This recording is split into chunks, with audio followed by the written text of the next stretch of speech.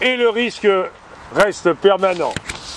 On peut légitimement considérer que les réformes successives, Fouché, Abi, voire Châtel pour les lycées et Pécresse pour les universités, ont été élaborées par les mêmes incitations, de la maternelle à l'université, qui partent du principe que l'école privée participe au service public, l'autonomie des établissements, l'ingérence des intérêts particuliers, associatifs ou économiques, le détricotage du statut des fonctionnaires d'État, des personnels de toutes les catégories, l'asservissement des enseignants aux groupes de pression les plus divers, la diminution des heures d'enseignement et la suppression de milliers de postes, aujourd'hui au nom de la révision générale des politiques publiques, que l'on doit comparer avec les 7 et quelques milliards attribués à l'école privée à 90% confessionnelle.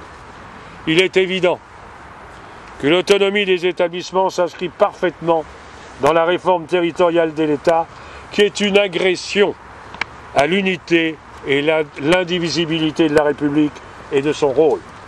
C'est une orientation recommandée par l'Union européenne, une volonté de dissolution de la notion de l'État. C'est dans cette voie que l'accord Kouchner-Vatican relatif à la reconnaissance de la valeur des diplômes délivrés par les établissements d'enseignement supérieur catholiques, sous prétexte d'équivalence avec les pays européens, confirme la pénétration des églises non seulement dans les établissements d'enseignement, mais dans l'enseignement lui-même.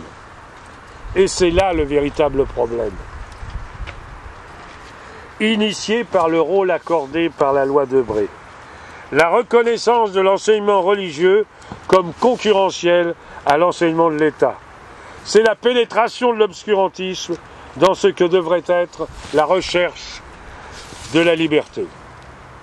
Non, l'école ne doit pas simplement apprendre à écrire, lire et compter, mais elle doit ouvrir à la connaissance la plus large, à la compréhension et éclairer l'engagement des enfants, les futurs citoyens. L'école doit être en mesure de former des jeunes qui détermineront, du fait de leurs connaissances, la société dans laquelle ils veulent vivre. C'est l'inverse du conservatisme. C'est l'ouverture vers le progrès. Ne nous y trompons pas. Lorsque le président Sarkozy s'adresse aux religions et qu'il sanctifie le rôle de celles-ci dans l'histoire de la civilisation française, lorsqu'il ose déclarer que l'instituteur, comme on l'a rappelé, ne sera jamais capable d'apporter la dimension spirituelle du curé, du pasteur, voire de l'imam, voire du rabbin, chacun cite le discours de Latran. Mais celui-ci ne faisait que reprendre ce qu'il avait explicitement indiqué dans son livre, et que je cite « On ne peut pas éduquer les jeunes en s'appuyant exclusivement sur des valeurs temporelles, matérielles, voire même républicaines. Mais surtout le complément politique de cette affirmation, la religion est un élément civilisateur, l'esprit religieux et la pratique religieuse peuvent contribuer à apaiser et à réguler une société de liberté. Il faut oser, citoyens, citoyennes, la liberté par la soumission. Il refuse le progrès, considère que notre société est à son apogée, que la Bible, voire la Torah, le Coran, sont l'alpha et l'oméga de la connaissance, voire la loi. C'est du conservatisme réactionnaire. Et j'ose le dire, il y a un relent pétiniste en la matière.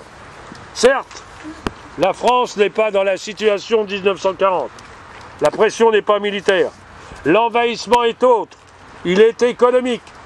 Le capitalisme et la loi du marché ont besoin de soumission, à commencer par celle du peuple. Mais devant la pensée, on peut utiliser les tanks.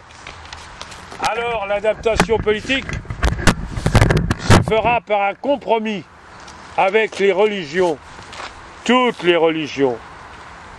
Et pour officialiser la chose, il nous conduira au communautarisme de fait. Ainsi, au nom de la laïcité, par référence à la tolérance, on installe l'expression et l'identification des individus à travers les religions. C'est exactement l'inverse du rôle de l'enseignement public laïque. Et je le rappelle obligatoire, qui devrait éveiller les enfants à la liberté.